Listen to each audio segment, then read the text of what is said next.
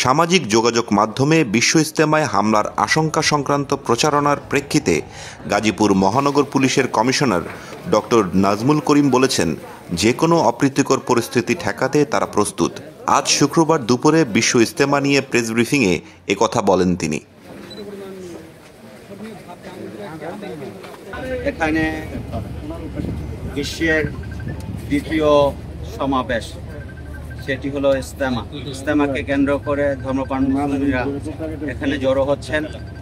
আজকে জুম্মার দিন, পাশাপাশি আজকে রাতে শবে বরাত, তাই এটি একটি গুরুত্ব বহন করে।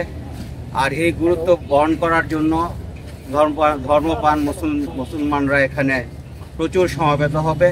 এই সমবেত হলে তাদের নিরাপত্তার দায়িত্ব আমাদের সকলের।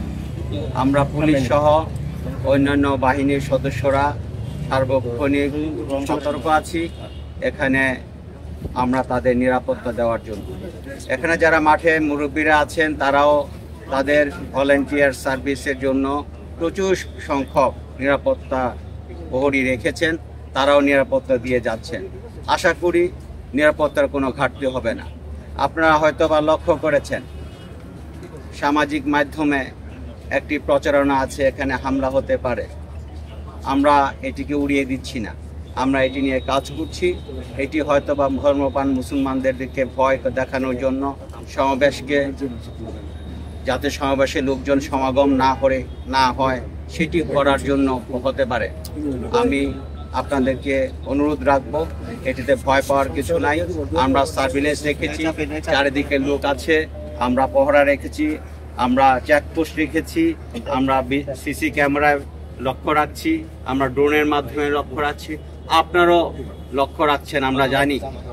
আপনারা যারা মিডিয়ার কর্মী আছেন, আপনাদের চোখে কিছু ধরা পড়লে আপনারা সেটি আমাদের নজরে আনবেন, আমরা ব্যবস্থা নেব।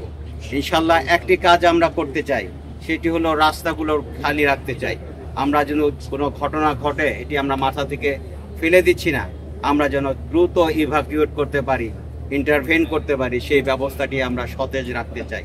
আমরা ফায়ার ব্রিগেডের সাথে আলোচনা করেছি, তারাও সতেজ আছে। আমরা প্রত্যেকে একসাথে কাজ করতে চাই, একে বডিতে কাজ করতে চাই।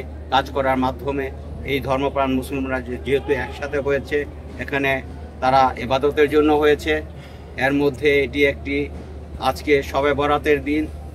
এই দেশের জন্য দোয়া করবে, সকলের জন্য দোয়া করবে, তারা যেন নির্বিঘ্নে দোয়া করতে পারে, সেই ব্যবস্থা যেন আমরা করতে পারি আপনাদের সহযোগিতায়, সেই আশাবাদ ব্যক্ত করছি।